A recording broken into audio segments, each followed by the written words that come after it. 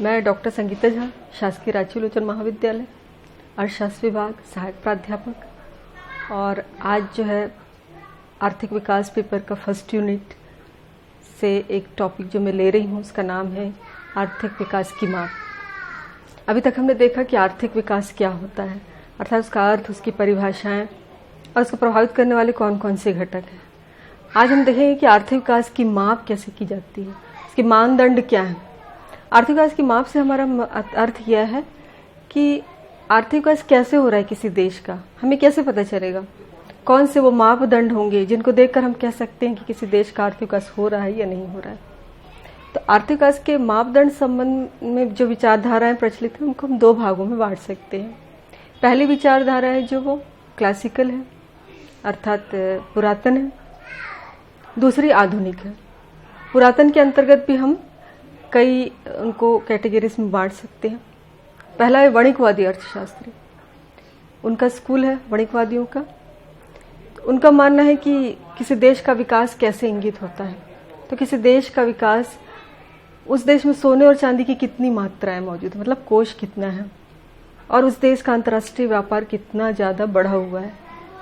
जितना अधिक होगा उस देश का आर्थिक विकास उतना ही अधिक होगा और वो देश उतना ही विकसित कहलाएगा। दूसरी विचारधारा जो हमारी है वो एडम स्मिथ की है। एडम स्मिथ मानते हैं कि वास्तविक राष्ट्रीय आय में जो वृद्धि हो रही है, जितनी वृद्धि हो रही है वही उसकी माप है या उसका मापदंड है। और तीसरी विचारधारा जो हम देखते हैं वो है कार्ल मार्क्स की।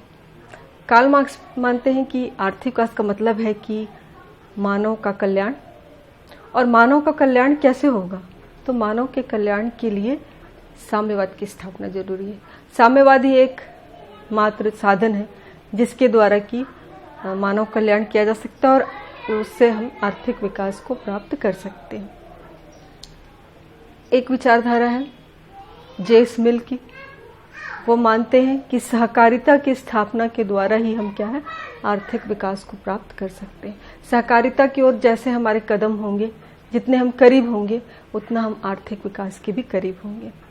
ये तो हो गई हमारी परंपरावादी अवधारणा।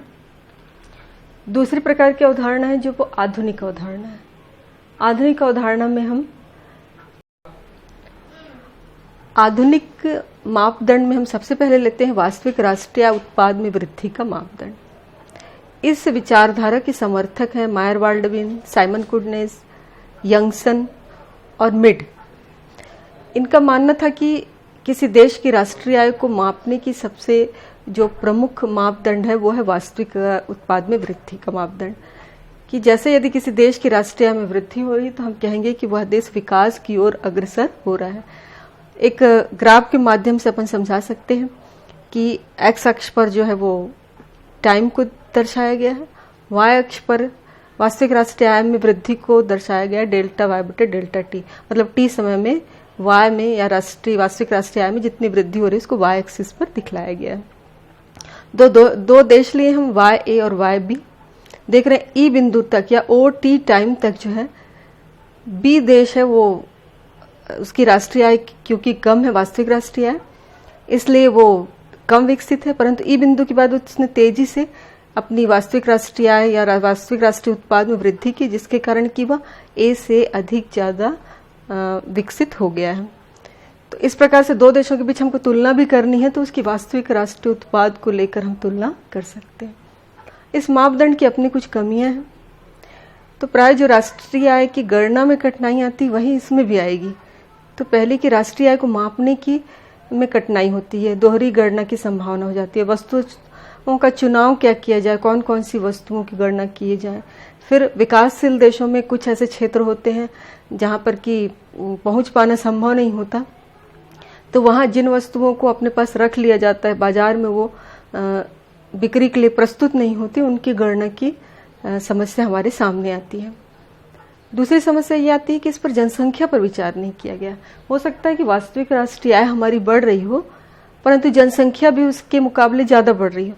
ऐसी स्थिति में जितना भी राष्ट्रीय जो आर्थिक विकास होगा उसको सोख लिया जाएगा बढ़ी हुई जनसंख्या के द्वारा। इस प्रकार से हमें दिख तो रहा होगा कि वास्तविक राष्ट्रीय उत्पाद बढ़ रही है परंतु वह बढ़ नहीं रही होगी। तीसरी इसकी कमी है कि आय के वितरण पर इसमें ध्यान नहीं दिया जाता, क्योंकि जनसंख्या पर ध्यान नहीं दिया जा रहा है, प्रति व्यक्ति आय पर ध्यान नहीं दिया जा रहा है, तो हम कह सकते हैं कि जनसंख्या पर कोई विचार नहीं किया गया है इसमें। तीसरी इसकी कमी है कि आय के वितरण पर ध्यान नहीं देना। विषम यदि आय का वितरण हो तो वास्तविक राष्ट्रीय आय बढ़ भी जाए तो क्योंकि कुल कल्याण में वृद्धि नहीं होती, हमें विकास दिखाई नहीं देता। तो आय के वितरण पर हमें ध्यान देना बहुत जरूरी होता है। चौथी इसकी कमी है कि उपभोग में वृद्धि का सूचक नहीं है ये। इसमें सिर्फ वास्तविक राष्ट्रीय आय में वृद्धि को हम देखते हैं, परंतु उपभोग में वृद्धि हुई कि नहीं हुई ये इससे हमको पता नहीं चलता, जबकि कल्याण के लिए हमको जरूरी है कि उपभोग में कितनी वृद्धि हो रही इसका पता चले। वास्तविक राष्ट्रीय आय में वृद्धि सदैव विकास की सूचक नहीं होती है, क्योंकि हो सकता है कि वास्तविक राष्ट्रीय आय में जो वृद्धि हो रही है वो शोषण का परिणाम हो, स्त्री और बच्चों को के कार्य के घंटे बढ़ाकर वास्तविक राष्ट्रीय आय में वृद्धि कर रही हो। तो इस प्रकार से हम कह सकते हैं कि केवल वास्तविक राष्ट्रीय आय में उत्पाद में वृद्धि को देखकर ही आर्थिक विकास को हम माप नहीं सकते। जब उपभोग पर निर्भर करता है, उपभोग पर, क्योंकि उपभोग से सीधा संबंध कल्याण से होता है उपभोग का। यदि किसी देश के लोगों का उपभोग का स्तर बढ़ रहा हो तो हम बोलेंगे कि उनके कल्याण का स्तर बढ़ रहा हो, क्योंकि उपभोग से डायरेक्टली जो है वो जीवन स्तर प्रभावित होता है। तो यदि उपभोग का स्तर ऊंचा होगा तो जीवन स्तर भी ऊंचा होगा, इसका परिणाम ये होगा कि कुल कल्याण में वृद्धि होगी। परंतु इसकी भी अपनी सीमाएं हैं कि अर्धविकसित देश में उपभोग का स्तर पहले ही इतना अधिक होता है कि हम उपभोग को क्या है एक मापदंड के रूप में माप नहीं सकते। उपभोग और जीवन स्तर दो ऐसी शब्द हैं जो कि सापेक्षिक हैं, जिनकी हम निरपेक्ष माप नहीं कर सकते। फिर यह कि कोई उत्पादन क्या और कितना हुआ यही हमारे लिए पर्याप्त नहीं, बल्कि ये भी है कि उसका उत्पादन किस प्रकार से किया गया, कैसे किया गया। आधुनिक मापदंड का पांचवा मापदंड है कि सामाजिक अथवा मूलभूत आवश्यकता सूचक मापदंड। विश्व बैंक के पूर्व गवर्नर थे मैकनमारा, उन्होंने जीडीपी और जीएनपी को आर्थिक विकास के माप के रूप में विफल माना। उन्होंने माना कि जो जीडीपी और जीएनपी है उसके द्वारा हम किसी देश के आर्थिक विकास की माप नहीं कर सकते। इस मापदंड से बहुत सारे असंतुष्ट अर्थशास्त्री और विद्वान थे। उन्होंने 70 के दशक में विकास प्रक्रिया की गुणात्मकता पर ध्यान देना शुरू किया। ये जो वास्तविक राष्ट्रीय आय है, प्रति व्यक्ति आय है, ये जो था उसका मात्रात्मक पहलू था। गुणात्मक पहलू में जनता जो है, लोग हैं, उस विकास प्रक्रिया के केंद्र थे। तो उनके अनुसार 3 जो विभिन्न आवश्यकताएं थी परंतु आपस में पूरक थी, उनको कम करने के लिए कुछ मूलभूत आवश्यकताओं की ओर ध्यान देना जरूरी है, ऐसा उनका मानना था। ये 3 पूरक जो आवश्यकताएं थी वो थी रोजगार में वृद्धि करना, गरीबी को कम करना और समाज में फैले विषमता को कम करना। तो इसके लिए हम मनुष्य की या जनता की मूलभूत आवश्यकताओं को बढ़ाना हमारा मूल उद्देश्य था। ये आवश्यकताएं जो थी भौतिक भी थी, अभौतिक भी थी। भौतिक आवश्यकताओं के अंतर्गत हम स्वास्थ्य, खाद्य, जलापूर्ति, आवास, या एकदम सरल शब्दों में कहें तो रोटी, कपड़ा और मकान की आवश्यकता थी हमारी भौतिक। जबकि अभौतिक आवश्यकता के अंतर्गत हमारे सांस्कृतिक पहचान, सामाजिक मूल्य, सामाजिक मान्यता, अपनी पहचान, रीति रिवाज, ये सबको अभौतिक आवश्यकताओं के अंतर्गत रखा गया था। इन अर्थशास्त्रियों के द्वारा जो 6 मूलभूत आवश्यकताओं का उन्होंने चयन किया था, जो कि लगभग केंद्रीय स्थान रखते थे आवश्यकताओं के संबंध में, क्योंकि मूलभूत आवश्यकताएं बहुत सारी हैं। तो इनमें से जो 6 का चयन किया था वो थे स्वास्थ्य, शिक्षा, खाद्य, जलापूर्ति, स्वच्छता और आवास। इन 6 मूलभूत आवश्यकताओं को ध्यान में रखते हुए ही कि इनकी उपलब्धता जो है कितनी है उस देश के निवासियों को, हम आर्थिक विकास का अनुमान लगा सकते हैं कि वह देश जो है वो आर्थिक विकास के किस पायदान पर खड़ा हुआ है। इस मूलभूत आवश्यकता सूचक की एक कमी यह रही कि मनुष्य की आवश्यकताएं जो है वो बहुत सारी हैं, मूलभूत आवश्यकताएं, और अलग अलग देशों में अलग अलग आवश्यकताएं हैं। तो उन पर लेकर इन आवश्यकताओं को लेकर विद्वानों में मतैक्य नहीं रहा। कुछ लोगों ने कुछ आवश्यकता को ज़्यादा महत्वपूर्ण माना, किसी ने कुछ आवश्यकताओं को। संख्या भी उनकी बराबर नहीं रही, कोई 6 कोई 10। इस प्रकार से मूलभूत आवश्यकताओं के बारे में कोई मतैक्य न बन पाने के कारण इसको हम बहुत अच्छे से आर्थिक विकास के मापदंड के रूप में अभी तक प्रयोग में नहीं ला पाए हैं। आर्थिक विकास के माप के रूप में जो हमारे पास एक मापदंड मौजूद है वो है मानव विकास सूचकांक, जिसको कि ह्यूमन डेवलपमेंट इंडेक्स के नाम से HDI के नाम से जाना जाता है। संयुक्त राष्ट्र संघ विकास कार्यक्रम, जिसको कि UNDP कहा जाता है, के द्वारा मानव विकास के माप के रूप में 1990 से विश्व के जो UNO के सदस्य देश हैं उनको लेकर एक सूचकांक, मानव विकास सूचकांक बनाया जा रहा है। ये जो मानव सूचकांक बनाया जा रहा है उसकी मूल धारणा ये मानकर बनाई जा रही है कि किसी राष्ट्र के निवासी ही उस देश की वास्तविक संपत्ति होते हैं। तो इन निवासियों की ओर ध्यान देना बहुत ज़रूरी है।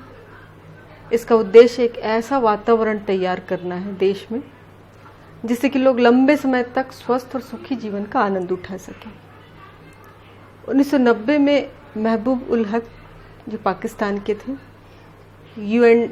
UNO में अर्थशास्त्री के रूप में कार्य कर रहे थे, उन्होंने मानव विकास सूचकांक तैयार किया और इसके बाद फिर इसे क्रमशः परिष्कृत करते गया और इसके पूरक के रूप में अन्य सूचकांक जैसे लिंग संबंधी विकास सूचकांक GDI तथा मानव निर्धनता सूचकांक HPI की गणना की जा रही है। मानव विकास जो सूचकांक है वो मूलतः मानव के मूल 3 आयामों की औसत उपलब्धि है। तो वो 3 आयाम कौन कौन से हैं? तो पहला है कि एक लंबे व स्वस्थ जीवन के लिए जीवन प्रत्याशा। जीवन प्रत्याशा का मतलब है कि एक देश के लोगों की औसत आयु, अर्थात वह कितने समय तक औसत रूप से जीवित रहते हैं या जीवित रहने की संभावना है। दूसरा ज्ञान एवं शैक्षिक उपलब्धता, जिसकी माप हम वयस्क साक्षरता के द्वारा और विद्यालयों में उपस्थिति अनुपात, जो कि विद्यालय प्राथमिक हो सकते हैं, द्वितीयक हो सकते हैं, क्षेत्रीय हो जाते हैं। तो इनमें उपस्थिति का अनुपात क्या है? तो वयस्क साक्षरता को 2/3 और विद्यालय में उपस्थिति को 1/3 के रूप में हम मिश्रण के रूप में लेते हैं। तीसरा जो आयाम है वो एक अच्छा जीवन स्तर है, जिसको कि GDP के रूप में नापते हैं हम, और GDP जो है वो अमेरिकी डॉलर में व्यक्त की जाएगी। HDI की गणना के पूर्व हम तीनों जो आयाम हैं उनके अलग अलग सूचक तैयार कर लेते हैं। ये सूचक, इन सूचकों को न्यूनतम और अधिकतम मूल्य दिया जाता है, जैसा कि टेबल में दिखाया गया है कि जीवन प्रत्याशा को का अधिकतम मूल्य है 85 वर्ष और न्यूनतम मूल्य है 25 वर्ष। वयस्क साक्षरता को का अधिकतम मूल्य है 100%, न्यूनतम है 0। कुल नामांकन भी इसी प्रकार से 100 और 0 है। प्रति व्यक्ति सकल घरेलू उत्पाद अमेरिकी डॉलर में 40,000 है और न्यूनतम 100 है। इस प्रत्येक आयाम का एक आयाम सूचक तैयार किया जाता है, यह भी 0 से 1 के बीच में होता है। तो ये जो सूचक है वो तैयार किया जाता है, उसका फार्मूला इस प्रकार है कि आयाम सूचक बराबर है वास्तविक मूल्य, जो कि वास्तव में है, और न्यूनतम मूल्य, जो कि टेबल में दिया गया है, और उसके अधिकतम और न्यूनतम मूल्य दोनों का माइनस करने पर हमको नीचे वाला प्राप्त हो जाएगा। फिर वास्तविक मूल्य और न्यूनतम मूल्य के जो अंतर है उसको अधिकतम और न्यूनतम मूल्य के अंतर से भाग देने पर हमको आयाम सूचक प्राप्त हो जाएगा। और मानव विकास सूचकांक जो है तीनों आयाम सूचकों का एक साधारण औसत निकला होता है। तो हम पहले आयाम सूचकों को ज्ञात करते हैं, फिर इन आयाम सूचकों का औसत निकालते हैं। औसत पता है साधारण औसत कैसे निकलता है? ये तीनों आयाम सूचकों को हम प्लस कर देंगे और उसको 3 से विभाजित कर देंगे तो हमको साधारण औसत प्राप्त हो जाएगा। मानव विकास सूचकांक जो है वो 0 से 1 के बीच होती है इसकी गणना। प्रत्येक देश इस 0 से 1 के बीच में कहीं ना कहीं उसका स्थान जरूर होता है, और जो भी स्थान होता है वो यह बताता है कि वो अपने इस परिभाषित लक्ष्य, मतलब जो तीनों आयाम है, उसको कहाँ तक प्राप्त किया है और कहाँ तक उसको भी प्रयास करना बाकी है। ये जो मानव विकास सूचकांक है उनके आधार पर हम उनको 3 वर्गों में देशों को बांटते हैं। जैसा कि ज्ञात है कि मानव विकास सूचकांक जो जारी किया जाता है वो UNO के सदस्य देशों के लिए जारी होता है, तो उनमें जो देश शामिल होते हैं उनको हम 3 भागों में विभाजित कर लेते हैं। पहला, उच्च मानव विकास वाले देश, उनका मानव विकास सूचकांक 0.8 से अधिक होता है। दूसरा, मध्यम स्तर के मानव विकास वाले देश, इसमें 0.5 से 0.8 के बीच पाया जाता है इसका मानव विकास सूचकांक। न्यूनतम मानव विकास के स्तर वाले जो देश हैं उनका 0.5 से नीचे पाया जाता है मानव विकास सूचकांक। अभी जो वर्तमान में मानव विकास सूचकांक जारी किया जा रहा है वो 3 स्तर के अतिरिक्त एक और स्तर बनाया गया है, उच्च से भी अति उच्च स्तर है। इसमें 0.85 से ऊपर के जो मानव विकास वाले देश होते हैं उनको इसमें शामिल किया जाता है। मानव विकास सूचकांक की कुछ अपनी सीमाएं हैं, हालांकि यह बहुत हद तक मानव विकास को इंगित करता है और अभी हमारे पास मानव विकास को मापने का एक अच्छा मापदंड है, परंतु इसकी भी कुछ सीमाएं हैं। कि पहली सीमा तो यह है कि यह केवल 3 सूचकों पर आधारित है और दूसरी इसकी सीमा है कि HDI का निरपेक्ष जो मान है वो निरपेक्ष न होकर सापेक्ष है। इसका अर्थ यह है कि यदि सभी देश एक समान स्तर से यदि अब मानव विकास में प्रोग्रेस करते हैं, उन्नति करते हैं, तो हमें कहीं भी सूचकांक में यह प्रदर्शित नहीं होगा कि उनका स्तर अधिक हुआ है या कम हुआ है।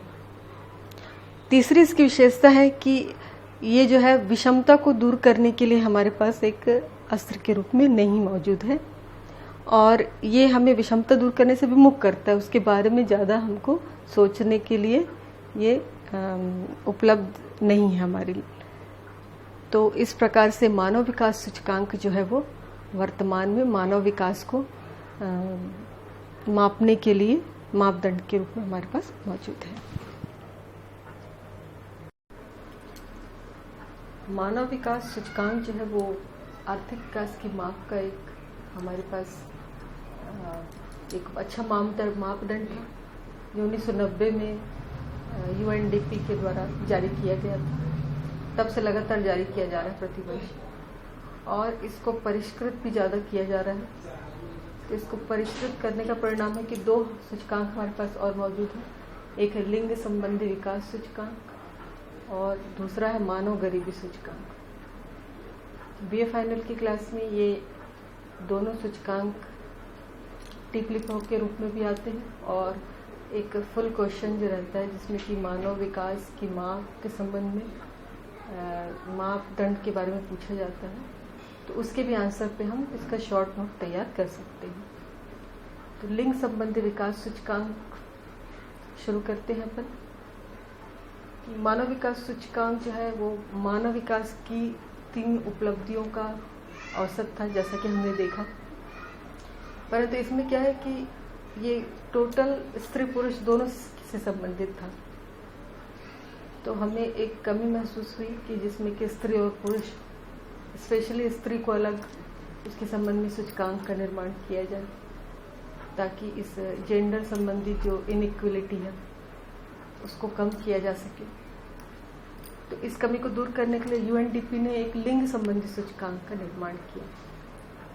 इसमें मुख्य रूप से उन्हीं 3 पहलुओं पर विचार किया गया जो कि मानव विकास सूचकांक में किया गया था, परंतु जो पूरे मानव के विकास के संबंध में विचार किया गया था, यहाँ पर केवल स्त्रियों के संबंध में विचार किया गया। जैसे कि जीवन प्रत्याशा, तो यहाँ जीवन प्रत्याशा जो है वो कुल मानव की जीवन प्रत्याशा के बजाय स्त्रियों में जन्म के समय जीवन प्रत्याशा को इसमें लिया गया।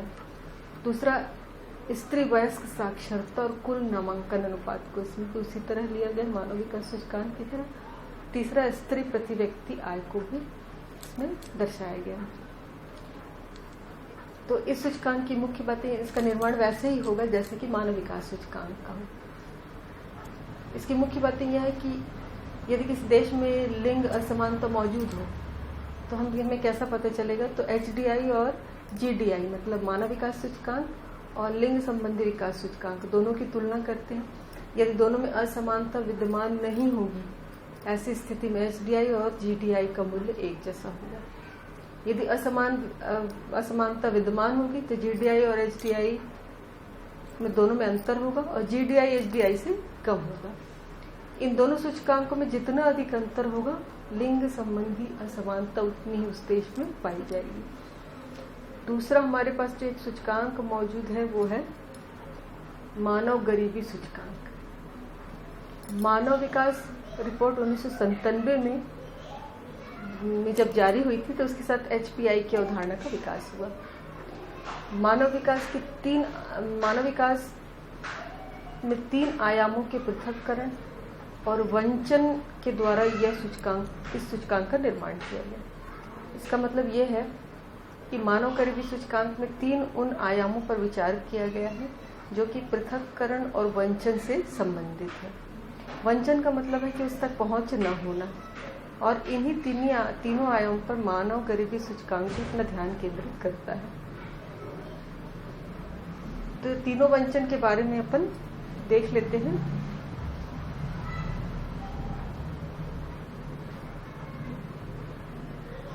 पहला वंचन जो है अपेक्षाकृत कम आयु में मृत्यु संबंधी वंचन है। इसका हम संकेतन कैसे देखते हैं? तो 40 वर्ष से पूर्व जितनी जनसंख्या या जितने लोग मृत्यु को प्राप्त होते हैं उनका प्रतिशत के रूप में हम पहले वंचन को दर्शाते हैं।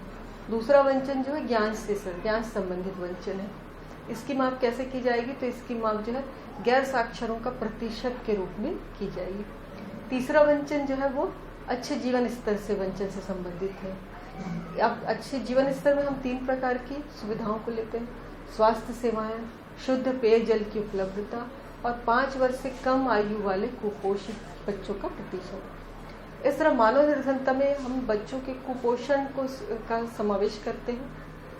तो बच्चों का कुपोषण हम क्या आसानी से ज्ञात कर सकते हैं, इसके आंकड़े भी हमें उपलब्ध हैं। इसके अतिरिक्त स्वास्थ्य सेवाएं और पेयजल की उपलब्धता, इसको भी हम आसानी से ज्ञात कर सकते हैं। और तीनों को जोड़कर हम जो है तीसरे वंचन का सही प्रस्तुत कर सकते हैं। इसके द्वारा हम मानव निर्धनता की पर्याप्त और सही तस्वीर भी प्रस्तुत कर सकते हैं। जबकि यदि गरीबी रेखा को लिया जाता है तो केवल उसमें एक ही चर को लेते हैं, वो है आय। तो इस प्रकार के तीनों वंचन को सम्मिलित करके हम मानव गरीबी सूचकांक का निर्माण करते हैं। इस प्रकार हम देखते हैं कि आर्थिक विकास के सूचक के रूप में या मापदंड के रूप में हमारे पास बहुत सारे मापदंड मौजूद हैं, परंतु वर्तमान में जो इन सूचकांकों के माध्यम से, चाहे मानव विकास सूचकांक हो या फिर उनकी परिष्कृत अलग सूचकांक हो, लिंग संबंधी सूचकांक, निर्धनता संबंधी सूचकांक, इन तीनों सूचकांकों के माध्यम से हम किसी देश में मानव विकास की स्थिति की बेहतर प्रस्तुति हम जान सकते हैं और उसको कम करने का प्रयास किया जा सकता है। अब यदि हम मानव विकास सूचकांक के संबंध में टिप आ जाता है यदि एग्जाम में, तो इस प्रकार से अपन लिखेंगे कि पहले संयुक्त राष्ट्र विकास कार्यक्रम के द्वारा चलाया गया ये मानव विकास सूचकांक करके इंट्रोडक्शन देंगे। उसके पश्चात इसकी मूल अवधारणा ही क्या लिखेंगे, किस अवधारणा को लेकर यह सूचकांक बनाया जा रहा है, उसके उद्देश्य क्या है। उसके पश्चात कि इस सूचकांक को निर्माण में किसने योगदान दिया है। उसके बाद हम देखते हैं कि मानव विकास सूचकांक के लिए किन 3 आयामों को लिया गया है, उसको लिखेंगे क्रमशः वो क्या है तीनों आयाम। उसके बाद किस प्रकार से ये तीनों आयामों का हम सूचक बनाते हैं, उस चीज़ को कि आयाम सूचक कहते हैं। कैसे न्यूनतम मूल्य और अधिकतम मूल्य इसमें लिया जाता है, फिर कैसे ये तीनों जो हैं आयाम उनका औसत हमारे सामने मानव विकास सूचकांक के रूप में आता है। इसके बाद किस तरह से ये मानव विकास सूचकांक जो है विभिन्न देशों के संबंध में क्या इंगित करता है। फिर किस प्रकार से मानव विकास सूचकांक में 3 कैटेगरी या फिर वर्ग बनाए गए हैं देशों के, उच्चतम, मध्यम और न्यूनतम। कितना सूचकांक वाले उच्च मानव विकास के अंतर्गत आते हैं, मध्यम के अंतर्गत कहाँ से कहाँ तक वाले आते हैं, न्यूनतम मानव विकास में कहाँ से कहाँ तक सूचकांक वाले आते हैं। इस प्रकार से तीनों स्तर के देशों को बताते हैं। फिर हम इसकी सीमाओं में आ जाएंगे कि कौन कौन सी सीमाएं हैं इस मानव विकास सूचकांक की। ये 3 सूचक दिए हुए हैं। ये बताते हुए हम मानव विकास सूचकांक पर जो टीप है उसका अंत करेंगे।